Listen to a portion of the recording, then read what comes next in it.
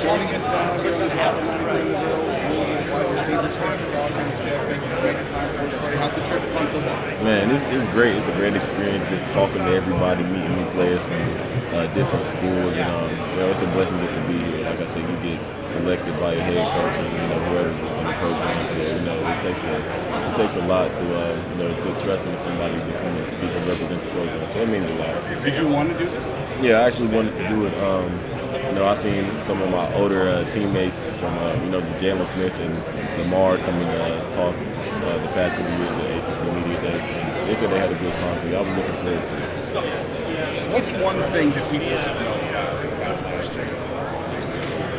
We didn't quit. A lot of people think that we quit, and I honestly do not think that we quit. I feel like we went into every game confident and not looking forward to lose. Like, we came in every game with confidence and practiced hard throughout the whole season, and it just didn't translate to the field. But I don't like being called a quitter, and that never happened. I've never been associated with that word quit. I never did. Last night we were talking, you guys said something, and a lot of times I dismiss it when somebody says this.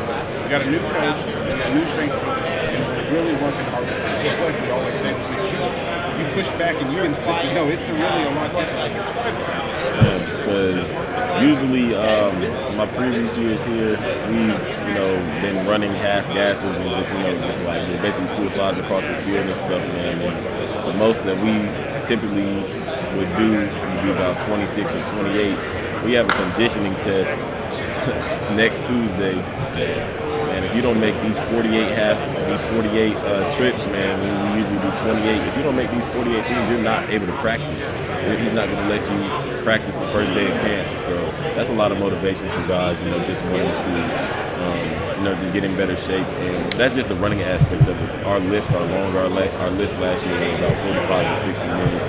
We're in the weight room consistently for an hour 15, 3 or 4 days a week, and running every single day. And that wasn't the thing that we did last year.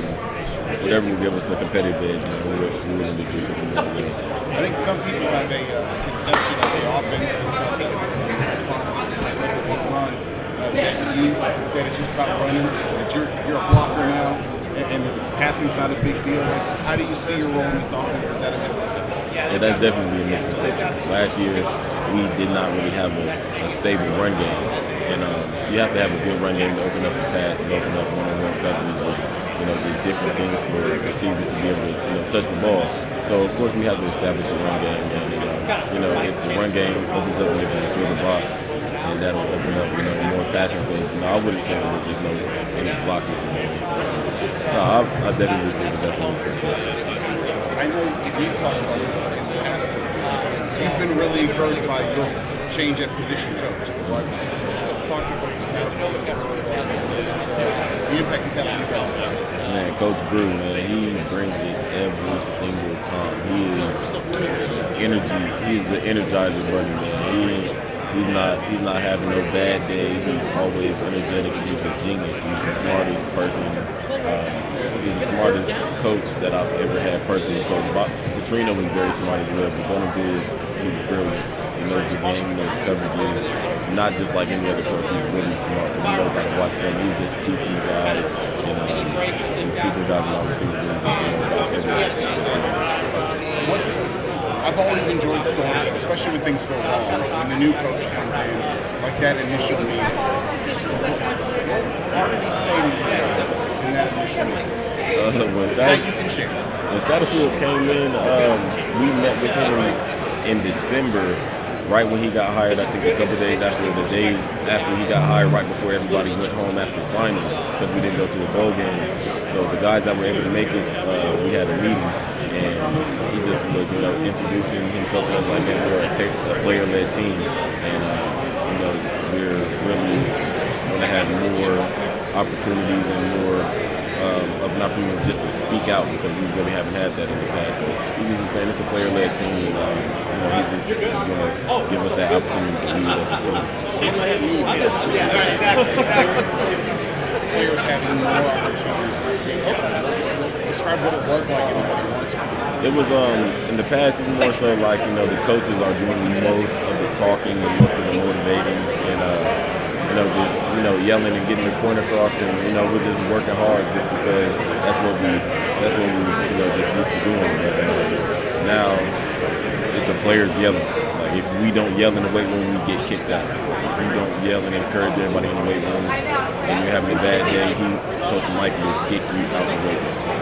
It's serious. I've seen at least it happen 10 times where people don't have energy, and it's not being a player-led team. We're going to buy into the culture, or he's going to die about that.